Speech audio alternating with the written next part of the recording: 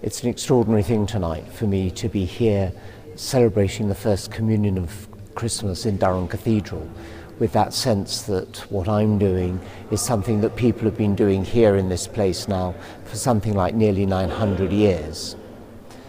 And I think what I'm wanting to say to people tonight is that nighttime can be really a quite strange time for people. It's times when, if you can't sleep, you lie awake and you worry and all sorts of things go through your head. But somehow there's something about tonight which says that at night wonderful things can happen.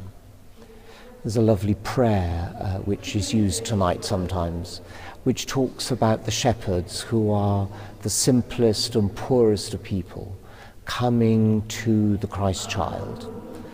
And the prayer says that the manger where the Christ child is laid is so low that these poor and simple folk can kneel and still look straight into the face of God.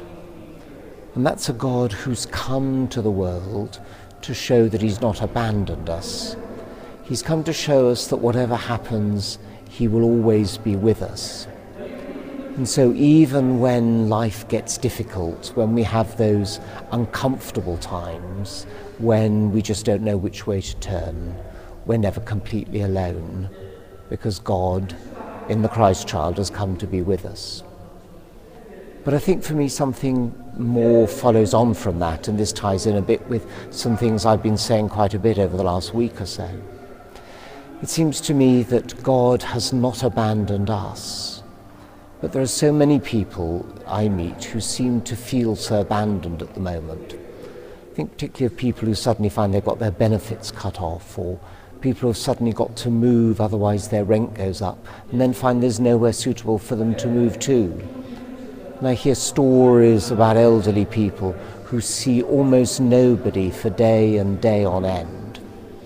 And if God is somebody who hasn't abandoned us, then it's up to us to make sure that other people don't feel abandoned. If God hasn't abandoned them, we must make sure they don't feel abandoned. And that's something I think we've all got to think about as we think about moving into the new year.